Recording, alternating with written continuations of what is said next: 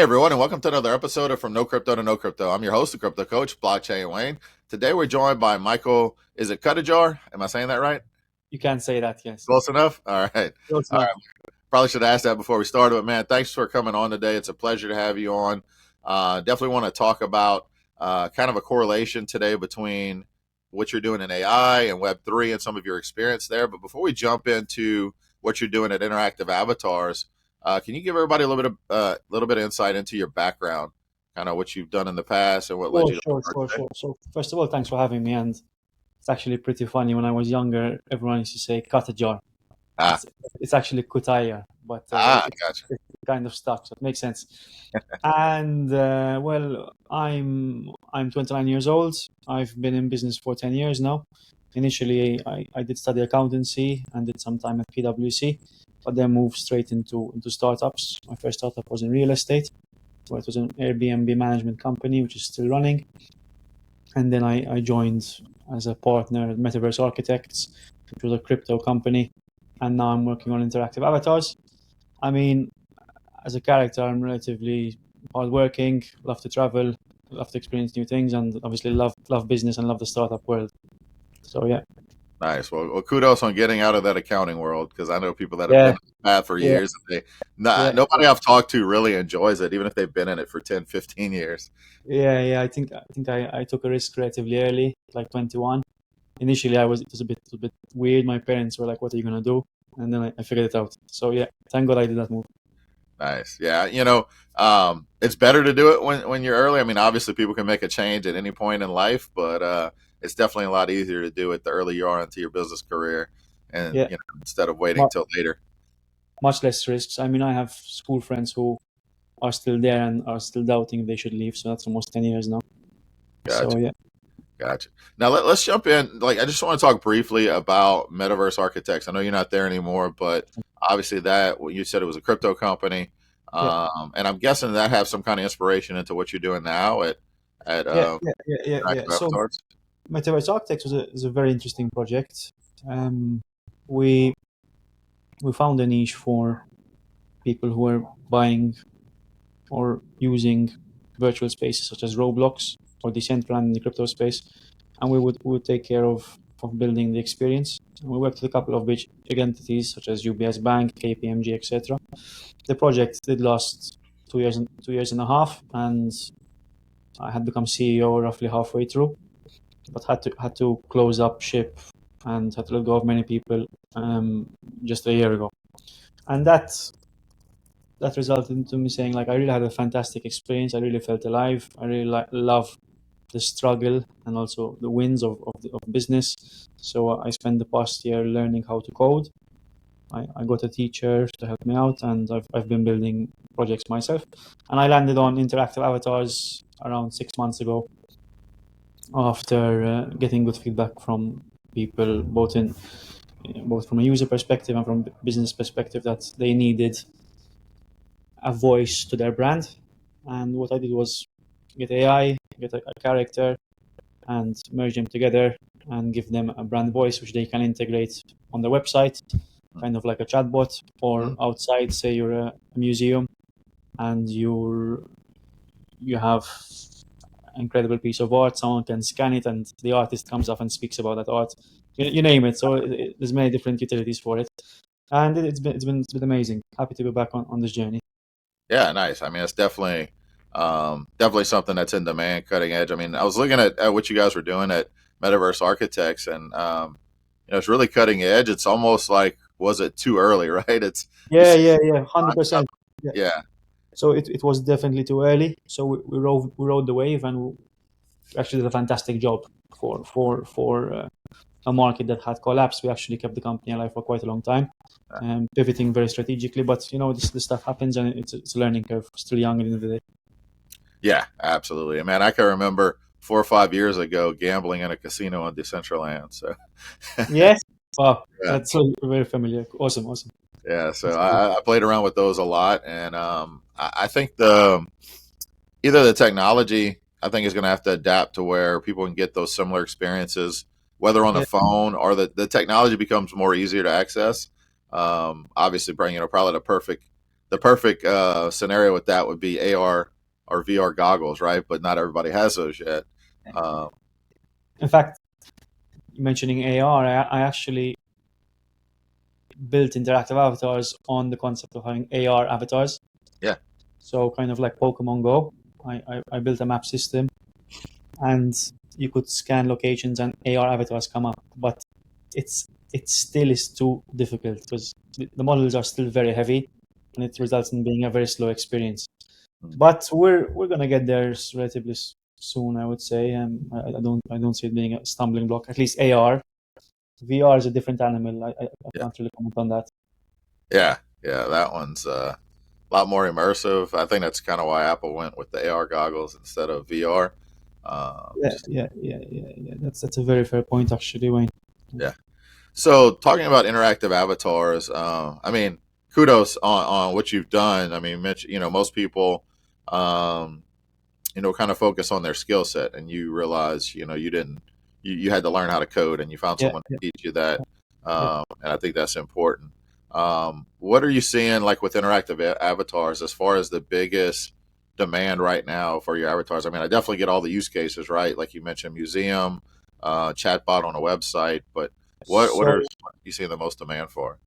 I I'm in a position where I'm actually pushing sales now, but from what I could see, the chatbot integration seems to be very easy, and it tailors to the mass audience. I I hope to have a conversation in a month's time when I tell you, listen, I've closed a couple of clients for example, the museum space or the spa space. I'll give you an example. One businessman I spoke to said he wants them on his spas, outside his spas. So you have like a spa interactive avatar, which is pretty awesome. Yeah, I mean, that could handle. People are able to answer a lot of questions, get a lot of questions answered. Yeah, yeah, Talking to the chat bot that's just pulling all the information from yeah, that website. That is pretty interesting. And even to back to your AR thing, right? Wouldn't it be once the AR has a capability and it's not so heavy to be able to, like, you see people go to museums, and I yeah, do it all the time when I travel, and you can get the little headset yeah, that you wear. Wouldn't it be easier to have like some character in front of you, got yeah. its little piece of glasses on, and you see So that that person talking? funny you mentioned that way, and I mean that's how this whole idea came about. Was last so September before this year. I was in Florence, and I was actually on a tour, and they were mentioning Michelangelo. I said, man, I'd love to speak to him. And I said, boom, wait, maybe we can combine AI, AR, and make something together. And Yeah. so I'd love to be a leader in that space eventually. I mean, fingers crossed, and um, we'll get there.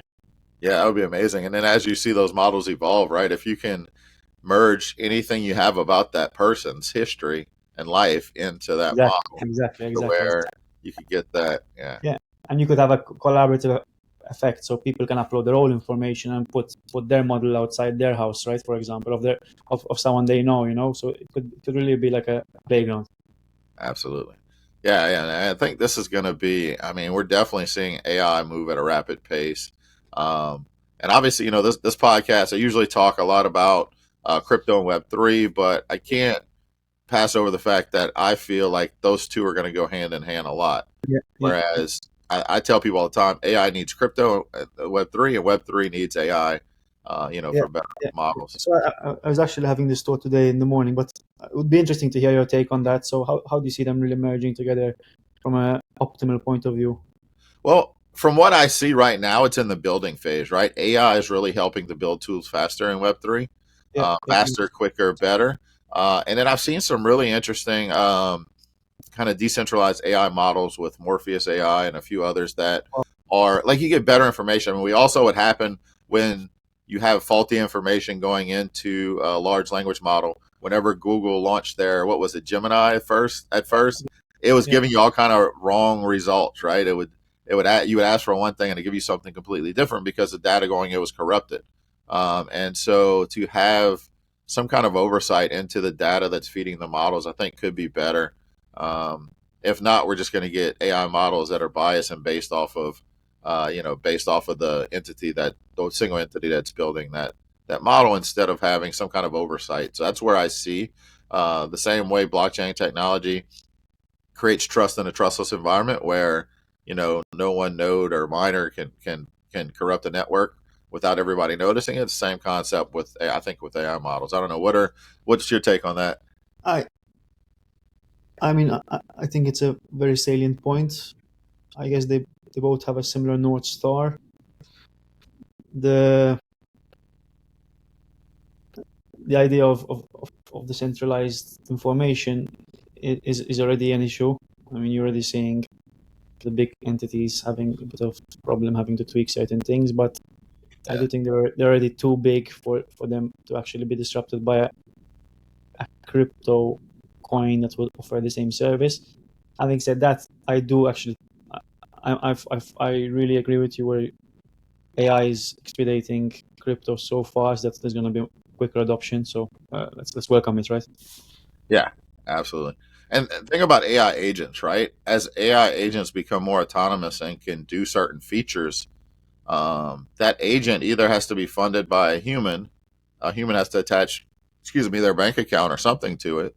If it self-driving car, right? If self-driving car wants to, um, wants to schedule maintenance or whatever, like it becomes more autonomous, then it's going to need something, and it can't have a bank account. That's where I really see cryptocurrency itself becoming more useful because those agents can have crypto wallets, and we're starting to see that with a company called Virtuals. I don't know if you've heard of Virtuals before, but Virtuous. yeah, Virtuals. They just recently launched, and it's basically you can launch AI agents, and those agents have wallets that can do certain functions. Oh Uh, yes, I spent some time on their site a few weeks ago. Yeah, it's fun. yeah, It's super interesting. They grew really yeah, quickly, actually. yeah. Definitely want to look out on. I'm actually trying to see how to diversify my portfolio this week, so I'll take another look. Yeah, that's kind of what I did, and I was kind of playing around because you can launch a token tied to the agent. Yeah, yeah, But there's yeah. some interesting agents there. There's one that has a TikTok account that has millions of followers already, and she Crazy. is constantly streaming, answering questions, just like constant. And then there's another one that gives market updates called AI XBT. So you can go to Twitter and see their automated Twitter feed that's just constantly given. And right now it's in the early phase. You're like, well, how can that use crypto, or why does it need a token? But I think we're very early in those phases still. So seeing how they're going to be used. 100%. I mean, if you go on like CoinGecko, it's literally AI and AI agents are the subsections. Yeah, It's yeah. so it really goes to show, I think, where the money's flowing. So, what's your take on Deepin? Deepin, I mean, What, it's definitely going to be. I think it's going to be a big sector the next couple years. But it's really getting that model right because even on DeepIn, there's a lot of centralization among who's okay, producing the physical devices, whatever infrastructure you're building, right? yeah, Unless people are able to use like any device, like say like any kind of cell phone or tablet, versus some of them you have to get certain things to run the nodes, certain devices, and there's usually one producer of that. So, I know I get it. I get it. Since the underlying layer is the hardware, it has to be produced by one company effectively. most of the time, yeah, and that's really, and I really came to that conclusion. I didn't just come to that conclusion. It was listening to a talk by Vitalik one time talking about that Okay, in relation to WorldCoin. Not saying it's a bad thing, but okay, it's a point of vulnerability. But I think DeepIn is going to be important for AI agents. I think those are going to go hand in hand, right? AI and DeepIn as well, because you're going to have these autonomous devices, right? My refrigerator needs a new water filter. Maybe it's been connected to a network and it's been mining a certain token. Imagine being able to use that and being able to purchase a new filter and have it delivered, right? Uh, amazing. that's just one example I think of comes to mind. I'm excited to see because obviously the ones that are creative in that space are going to come up with some amazing use cases for it. So it's what exciting to me. I mean, it's still speculative on deep end, but just like AI. But I think when I look at my portfolio, I've gone a little bit into um, you know not very heavy, but a little bit heavily into AI, some AI based projects that are really doing something with AI, and that's not just attaching AI to their name. And Yeah, same with DeepIn. One of our partners in the company to help run FIO um, is IoTex. And yeah. IoTex is really pushing, developing a lot of different, they're an ecosystem, but they constantly fund startups to build different infrastructure pieces in DeepIn. So, um, it's exciting to see. And I go every time there's a major conference, they hold a side event, and so it's exciting to see what's being built and what people are coming up with. 100% agreed. Definitely exciting. Nice. So what when you look at like your take on Web3, like you were in a crypto Yeah, project, as we mentioned. I definitely think you guys had a great idea. Just maybe a little bit too early because the technology hasn't caught up to where yeah, yeah. anybody and everybody has access to it. But what do you think in terms of, do you see at some point integrating Web3 into elements into interactive avatars? Funny you say that. I spent the beginning of December literally wrecking my brain. I actually added a few features to the site, the MetaMask wallet, etc. Oh, nice. My challenge, which I still haven't figured out, happy to listen to your take, is considering my model is a subscription based model.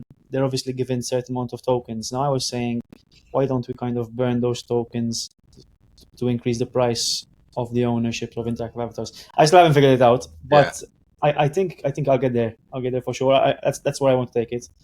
But you know how it is. You don't want to make a complete cesspit of an exercise when you're building a startup like this. Right. Right. I Um, mean, but obviously, I yeah, would. I see the integration for sure. Yeah, I would think most people, the obvious one is always starting with being able to accept certain types of crypto payments.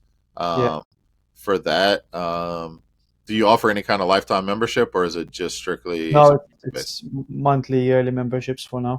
But yeah, accepting the actual currency could give it some value. But I was wrestling more about how to make it an actual token. Yeah. Um, so Yeah, I mean, it's really just thinking. I mean, you've got the right idea. Like, what is going to be that economy on the token if you do yeah, it? Like, yeah, why are yeah, people going to want to buy it? yeah. Why are people going to want to maybe sell it and then use it, and then Use it.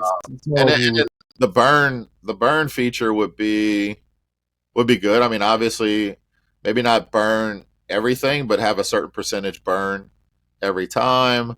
Yeah, Um, and maybe people that use it the most would get, maybe it would go to, yeah, one thing that I thought was, it was very speculative in 2021, and it was tied to a lot of projects that didn't last because they were basically just, they didn't have really any substance to them. But the whole reflections piece was it. I could see that more in a loyalty type program where when you spend the token, what I'm talking about. There was these projects. I think one of them, which was kind of became very well known, but didn't really go about things the right way, was called Safe Moon, and Safe Moon was, yeah, yeah. Statement was massive. but they had a reflections to where holders would get certain reflections from every transaction. So transactions would happen, and there was a small tax on those transactions, and then that would go into a pool that would pay back to the holders in reflections. And if you could come up with a model that incentivizes not necessarily holders but users of the token, right? You're more, because then it becomes an on-chain loyalty program because you're rewarding the Yeah, people that are using it the most. yeah. So 100%. What I thought of was, for example, if a business uses our interactive avatar on their website or in their premises, they receive tokens for holding or for users interacting with it, right? So Yeah. the more interactions there are from the end user, the more the business wins because they would have effectively handed out more information, and it's a bit of an intangible there. But yeah, I'm gonna figure it out for sure. Yeah, it's definitely can be mind bending trying to figure out all that. Yeah, People look at it and like, hey, I want to launch a token. I'm like, do you realize what goes into this? Like, I had this recently with somebody, and I'm like, okay, what is that? Like, what is this gonna do, and what is that gonna do? And you start getting into tokenomics, and you realize, holy crap, what what what is there? What do you have to figure out? It's a lot harder than just saying, oh, let's launch a token and put it out on the market. No, you've got to really think about that circular economy, and then what's all the mechanics of it, right? What the total supply is going to be, if there's going to be a burn mechanism, there's going to be a yeah, tax mechanism, yeah, yeah. and And you really don't want to be one of those projects that just launches just to be in crypto. Like it's such a losing battle yeah. in every aspect.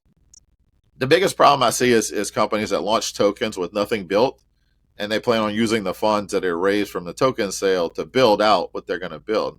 I'm not saying that's a horrible model, Mm. but so many times those projects don't deliver It's Yeah, almost like build your business model. Don't build it around using the token just to fund you. And that's then if you want to integrate a token, then you can do it. And it's actually more of a fair launch because if you launch a token after you've been live, you can reward some of your most active users with tokens. And it's more of a fair distribution instead of, okay, I did a token sale and, the people that got in early, the whales are the ones, as soon as it hits a market, they're going to start taking profit and dumping it. Versus you just, if they earn tokens from activity, then it's a lot, it feels like it's a lot more fair, right? Because they haven't really yeah, yeah, invested a ton of money into a token that they're hoping price goes up. Because then you got people just speculating on the price of the token instead of using your product. yeah, and that's what we see so often. So I really want to avoid that pitfall. Yeah, But yeah, it's in my roadmap for sure. yeah, I would definitely look into like some kind of loyalty program around Yeah, that. I took a note And of it actually. I took a note of it. yeah, even NFTs, right? Awarding NFTs. Either you say certain people that consist they hit certain milestones, you can give them an award like an NFT. It may not have any actual value, but when people get certificates, those don't have value, but they like to display them. Like, hey, look what I achieved. Or even in a game, right? In a game, someone hits a certain level, they don't get any money for that, but it's the accomplishment. And so that's where I see really the next phase of NFTs itself. And I don't know if you've looked into that much, but I think NFTs are going to be more in terms of loyalty programs and then also more use cases to where like real world use, like if I go to buy a house, like the deed to that house is going to be on chain to where it makes ownership and transferring a lot easier. Because right now, I don't know about where you are, but where I'm in the US to buy a house, even if I had the money today, it could take 30 to 45 days to close because I have to pay a title company to research the history of that property to make sure that that owner really owns it. And when you can establish true ownership that's already been verified on chain, it starts to make that a lot easier. But loyalty, there's a company, and I can always connect you with the founder named Keyspace that I interviewed a while back, and I met him a few times. And that's his whole point is building like an on-chain loyalty program to where it's almost like the Shopify of on-chain loyalty, to where you don't have to know code to build a loyalty program, to where you can go in and pick the elements that you want, and then you can launch it. So I've seen quite a few companies already that have launched programs through there just to test them out. I mean, we've seen different big companies try out loyalty programs. Starbucks did 100%, something called 100%. Odyssey, Because which was an NFT program. that's a super interesting take. Actually, I actually jotted some notes, so Yeah, I'll definitely keep you updated if I end up doing that. yeah, and I tell you, like the thing that I like that Starbucks did is people did the Odyssey program and they Uh didn't huh. even know they had NFTs. Like Starbucks hid all the complexities and didn't use any of that jargon or terminology to where they were collecting stamps. That's all they were doing. But those stamps just so happened to be on chain as an NFT. But unless somebody was familiar with crypto and Web3, they didn't even realize that that was a Web3 program. And I always Yeah, like to focus on that, introducing people to crypto and Web3 without them having to see all the that's it. mechanics, all the That's jargon. They just, I mean, show them why it works better, not just, oh, we did an NFT to do an NFT. that's it. That's it. So, like last time I was on Etherscan for for our company audit to Metaverse Architects a while back, and I said to myself, why is it so complicated? Like these guys, these auditors are not understanding anything. We really need to solve the problem of beautiful UI. But I'm Yeah. seeing lots of designers enter this space, and it's looking really cool. I mean, there are a couple of interesting projects where you don't even know it's Web3. So that's how has to end up, and I'm sure you agree with me. Like, Oh, absolutely. Look, I've given, I think 4 or 5 talks I gave last year at different conferences, and my topic was always the same because it's so important to me. And it was about focusing on the user experience because there's so many great tools out there, but we're not going to onboard the masses until we make it easier for people, or simpler for people to hide those complexities. And I think about it every time I get on a computer, right? Because when I get on a computer, I have this great Windows interface, or people have a great Apple interface, and it's like, what do we have before? You had the green screens with the code and the DOS commands and everything, and we hid all that from the user to where they have these beautiful user interfaces. And then I know when I was just learning how to use the internet, it was I had to type in an IP address to go to that website, you know, yeah, 10.10. Whatever. And yeah, now that protocol, that stuff is still there in the background, but you don't have to see it. People type in a website and they think they just magically go there. They don't even realize what's in between that helps you get to that right website. And you shouldn't have to worry about that. And that's kind of where I see Web3 and crypto needs to go, is give some beautiful interfaces to where the user, whether they may not even realize they're using something that's attached to a blockchain or has crypto or any of those elements. Just it's a simple user interface, and it's easy to use, and it's a lot, it could be a lot more trusted because maybe it's not controlled by one entity. Like, hey, when you own this, when you hold this asset, you own it, versus like if I own an asset in a game, a centralized game, and when that game shuts down, or I try to sell it to somebody else and the game won't let me, I don't really own that item. Yeah, Whereas if it becomes truly tradable, then blockchain solves that, but I don't need to know that it's blockchain. agreed. I guess it's all about the "don't make me think" mantra. Just make it Yeah. as simple as possible. Yeah. I mean, a lot of us jump in early because we're early adopters. I mean, you Yeah, being in a yeah, startup world, you want to adapt. Like, new technology can really give you an edge yeah, in front of yeah. everybody. Agreed. Agreed. But there's a bunch of the masses that, like, until more people are using it or it's easier to use, they don't even want to touch it. And 100%. we don't make it that much easier, right? Somebody comes into crypto, they set up a wallet, and then they forget to write down their seed phrase, and then they lose access to that wallet, and their funds are gone forever. And they're like, "Holy crap, that never happened to me in my bank. I'm Always, gonna go back to my banking always. system." Yeah, Yeah, and then there are scandals left, right, and center. So yeah, it's a long road, but we'll get there. awesome. Yeah, absolutely. And I'm excited to see. I mean, obviously, I'm available. We're connected now, so if you have any questions on interactive avatars, I've done quite a bit of just trying to help businesses brainstorm on how they can leverage those Web3 technologies. Because the flip side of it, I hate for somebody to say, "Oh, we just did this on blockchain," because, but even if blockchain doesn't make sense, basically, why put it on a blockchain, That's it. right? That's it. If you can solve a problem and make something easier for you, for the user, or both, That's then it. use the technology. That's it. But that's where we got to get, because when the hype happens, everybody was attaching blockchain to their name. I don't know if you remember, five or Yeah, six yeah, years ago, there yeah, was yeah, a tea company that makes tea, drinking tea, that put blockchain in their name, blockchain wow. iced tea or something, and their stock pumped, and then they got in trouble with the SEC for basically they never built anything on blockchain. And I'm sure we're seeing it now with AI, right? You're probably seeing that, where a lot of companies are just saying, "Oh, let's attach 100%. AI to our name and give us a new 100%. boost," 100%. without really doing anything innovative. So it's exciting to see what you're doing. I mean, that's definitely, even for our company, I'm gonna, I'd love to check it out and see, get interactive character and see how that could work, because Yeah, I mean, so much. happy to make you one.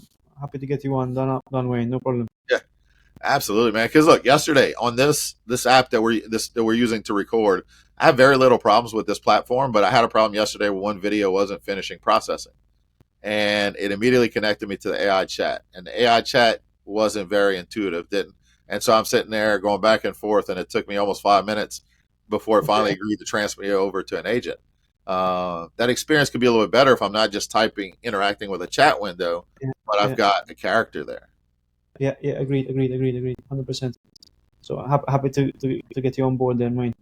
Yeah, absolutely. So, Michael, as we wrap up, man, can you tell everybody where they can find out more about you, follow you, and Yeah, also sure. follow Interactive So Avatars? I'm pretty active on LinkedIn under my name, so it's Michael Cutajar, and on Twitter under MetaMike. Gotcha. Nice.